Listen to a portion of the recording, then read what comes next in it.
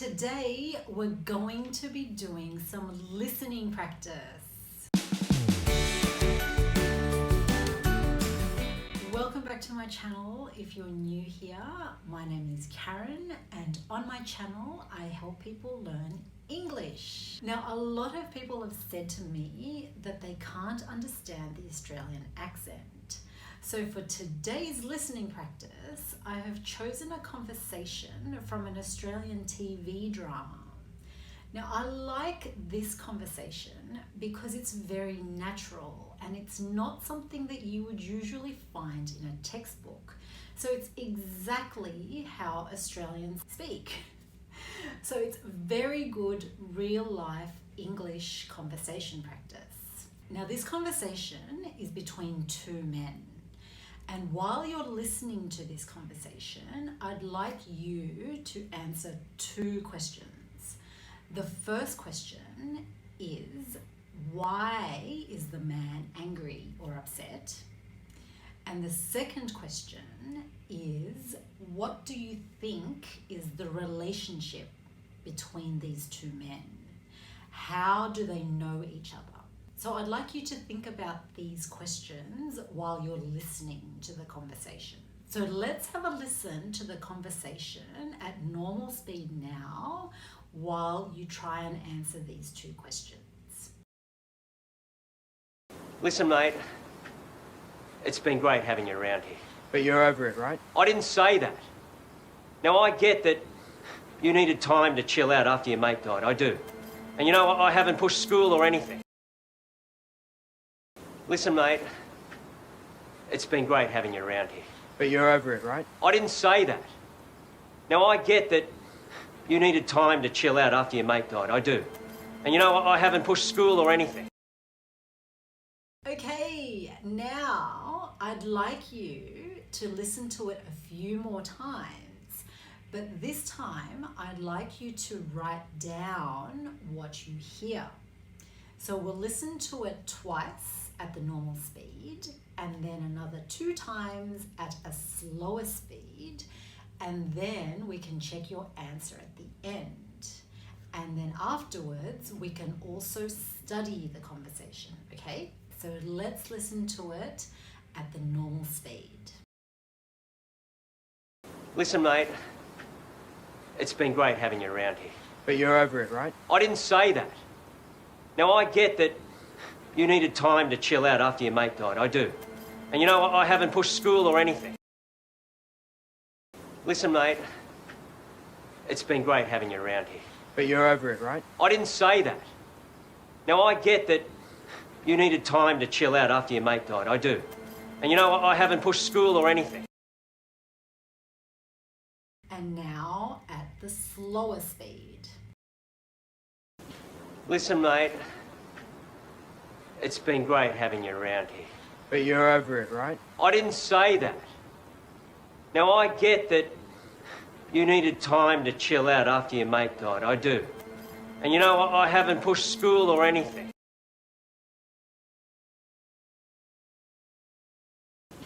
Listen, mate, it's been great having you around here. But you're over it, right? I didn't say that. Now, I get that you needed time to chill out after your mate died. I do. And you know, I haven't pushed school or anything. Okay, now let's check the answer. Listen, mate, it's been great having you around here. But you're over it, right? I didn't say that. Now, I get that you needed time to chill out after your mate died. I do. And you know what? I haven't pushed school or anything. Listen, mate, it's been great having you around here. But you're over it, right? I didn't say that. Now, I get that you needed time to chill out after your mate died. I do. And you know what? I haven't pushed school or anything.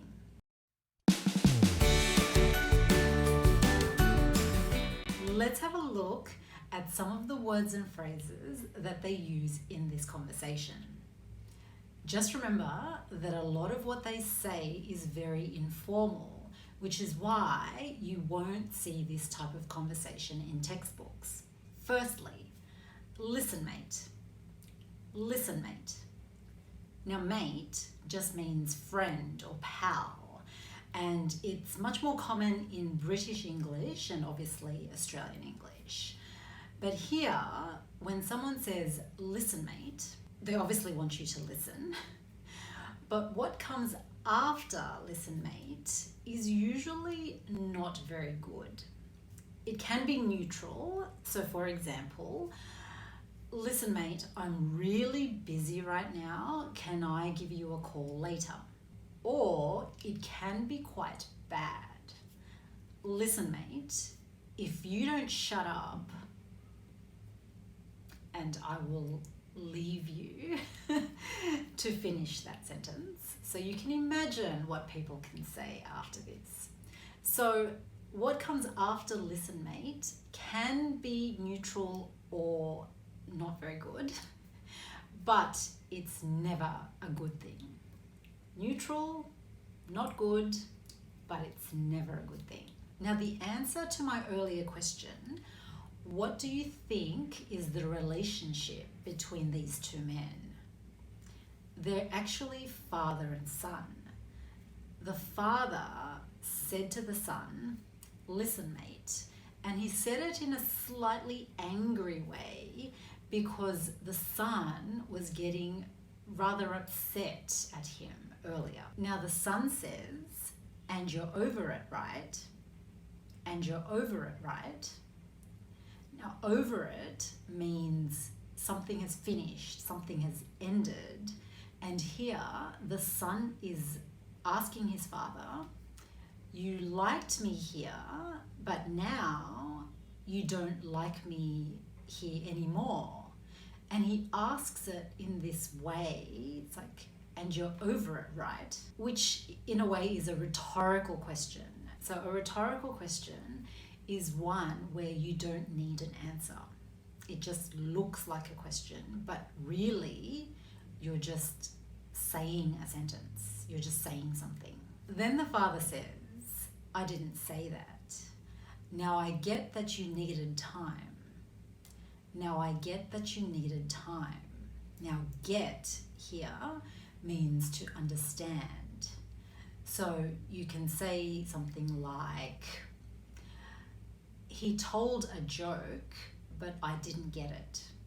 I didn't understand the joke. But he explained it to me, so I get it now. I understand it now. Now, what does the son need time for? To chill out. To chill out. Now, to chill out is very informal, and it means to relax or to not let things upset you. So you can say something like, just chill out. You're very stressed at the moment. Just chill out, okay? Or you can say, I'm just chilling out at home today. It's Sunday. I don't have to work. So I'm just chilling out at home, watching TV, reading books, chilling out. Why does the son need time to chill out? Because his mate just died. So the father said, I get that you needed time to chill out after your mate died. So his friend just died. And this is the answer to my earlier question, why is the man upset? Because his mate died, his friend died. What does the dad say after this? And you know what? And you know what? When you use this sentence, it makes the next sentence that you say that little bit more important. It gives your next sentence a little bit more attention. So here, the father said, and you know what? I haven't pushed school or anything. I haven't pushed school. So what he means here is that he hasn't pushed his son, not push, the idea, it's the same idea. So what he's saying is he hasn't said to his son, you have to go to school. It's the idea. He hasn't pushed school. And then he said, I haven't pushed school or anything. Now what he means here is he hasn't asked his son to do other things. He hasn't asked his son to do his homework, to wash the car. He hasn't asked him to do other things. That's what he means here. So you can say, or I can say, would you like a drink or anything? So maybe you want some food. So rather than me listing every possible thing that you could want, I can just say, or anything. Would you like a drink or anything? Let's listen to the conversation one more time at the normal speed. Listen, mate, it's been great having you around here. But you're over it, right? I didn't say that. Now, I get that you needed time to chill out after your mate died. I do. And you know, I haven't pushed school or anything. I hope you learned a few things in today's video. Let me know in the comments below if you thought this conversation was very difficult or very easy. And also, what do you think of the Australian accent? I'd be interested to know.